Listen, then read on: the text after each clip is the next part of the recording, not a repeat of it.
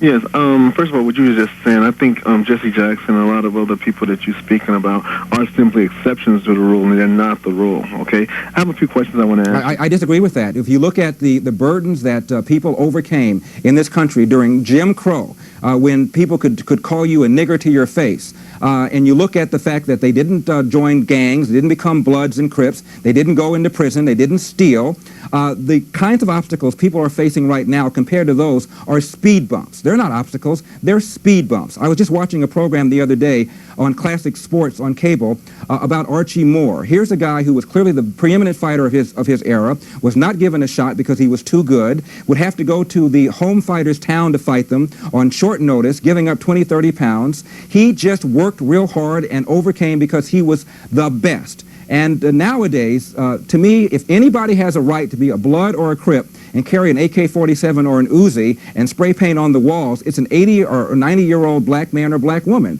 These kids don't know what racism is. We got to stop all this stuff. The issue is you. Did you get a good education? Do you have marketable skills? And if you do, there is no bigot who's going to stop you. Hopo, you want to continue? Yes, I agree with what you just said, okay? But you just now said Jesse Jackson was an exception, so how can you agree with what I said? Hold on for a second.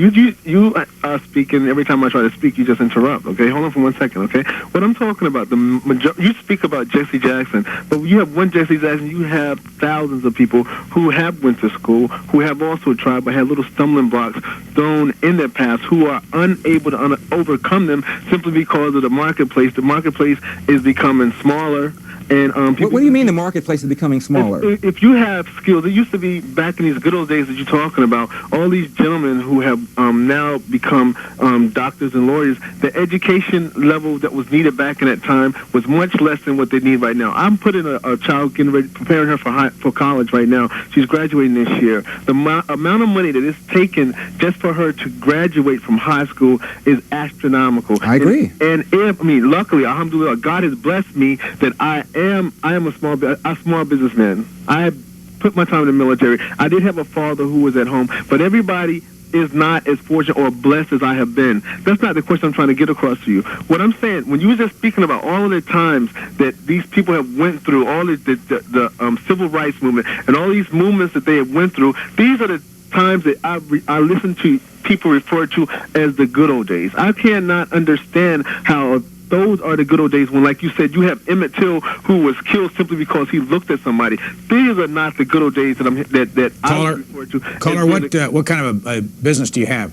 I'm an investigator, private investigator. I was in the military. I spent 10 years in the United States Army Military Police Corps. I got out. I'm a young black male. I grew up in the streets of Brooklyn, New York. Okay, thanks. Well, these are the good old days, Brian. The era of the microchip is probably as profound as the industrial age.